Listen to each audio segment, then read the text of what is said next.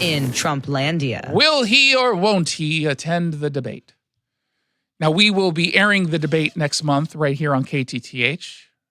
Note to self, remind producer Max that he's going to be staying late to air that debate. Awesome. I said mental note. I did not tell you yet. Okay. I'm going to surprise mental you. Mental note to self. Yeah, I'm going to surprise you on the day that it happens. What day is it? I don't remember. August 23rd. Really? And the question was whether or not Donald Trump was going to attend. He's been very clearly hinting at the possibility that he's going to skip it. There was a rumor last week suggesting that he would do instead some sort of town hall event with Tucker Carlson as the host. I don't know where that rumor came from.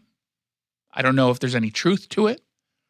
But Kellyanne Conway, who's a former advisor to the president, now runs a consulting firm. She was on Fox News today saying, or kind of hinting at the fact that, no, he's going to show up. I think President Trump will keep everybody in suspense. And if I were you, I'd keep that center podium warm because maybe he'll make the announcement the day of. You just never know. I think there'll be people watching the tarmac in Bedminster or actually Morris County Airport to see. Now, that is a part of his personality, right? He likes to keep people guessing, and he knows he has a lot of power and influence here. He is the guy who's very clearly in the lead. Now, how long he can maintain that lead, I don't know. Are we in a position where it's kind of the reverse of where we were in 2016 when Trump had 1% support early on around this time, and then all of a sudden surged because of missteps from the people who are at the top, or just because, the American people just needed to hear from all the candidates and they weren't ready to commit, not to become that loyalist that early on. And I think he is not going to be able to ignore the taunting. At some point, it's going to impact him. Chris Christie comes out and says that you've got Donald Trump as a coward. He doesn't want to debate me. Trump will make some sort of buffet joke and then he'll move on. But then you'll get Ron DeSantis coming out there and saying basically the same thing.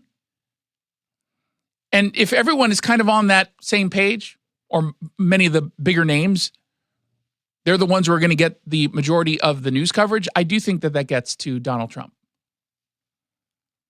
Now, at the same time, we're starting to see some movement in the polls, tightening up in the sort of the bottom quarter of the candidates. Vivek Ramaswamy is doing really, really well. A new poll had him up to 8 percentage points. No one knew who Vivek was until semi-recently when he decided to run and come on the show.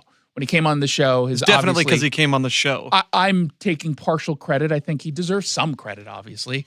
He was the one talking.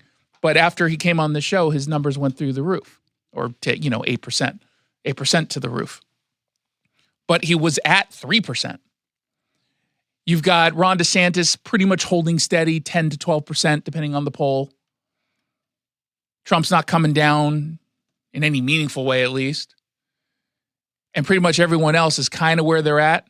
They're just sort of stagnant at this point, which is a little surprising, but not too surprising. After the debates, we expect something will start to change.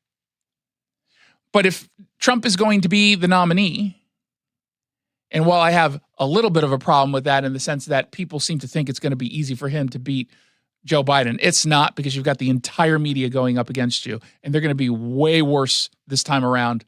As hard as that might be to believe, they're going to be way worse this time than last time.